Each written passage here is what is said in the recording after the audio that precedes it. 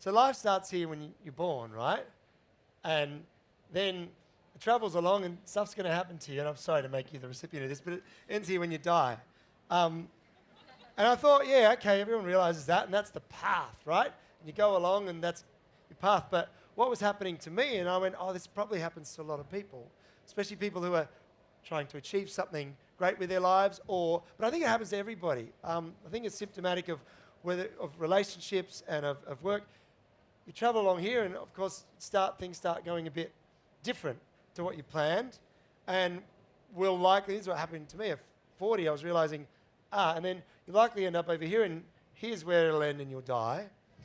And we all, I think, and I was spending so focused on this path that I wanted to be on, and I think this path represents, I didn't think I'd be divorced, or wow, I thought I'd have kids by here. Gee, I thought I'd be in a better job, or I wish I'd started that company. And of course, life invariably heads over here, and I think what I was doing, and the reason there was a distance, is because I was measuring my life, not in what I was doing, but in this distance I was away from this path that I wanted to be on.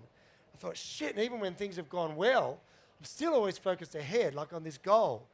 And I realized I just was never, in a moment, acknowledging my life. And then I thought, all this pressure, no wonder everyone's like, live every day like it's your last, and you've got to dream big and chase your dreams. And I was like, no, it's too much pressure.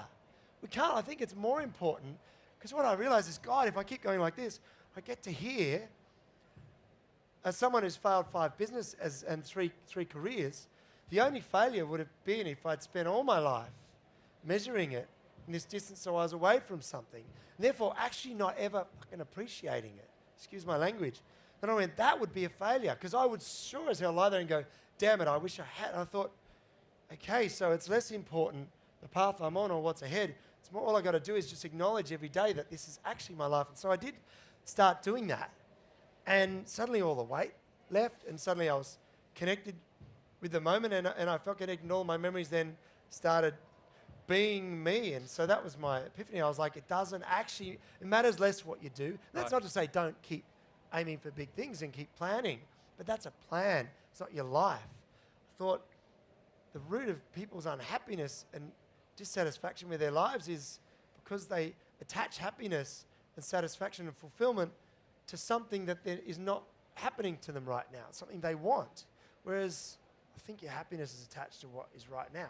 So I think life is the dots, and you've got to live the dots, not, anyway. So that was my epiphany, and it's really changed my life. And I think it's the key to balance, because it means sort of wherever you are and whatever you're doing, if you're with your kids or you're in the office with people, it becomes your life. And it's just important that you are in that moment. And I've said this before, and someone came up to me and went, oh yeah, so it's the journey, not the destination. I went, oh yeah.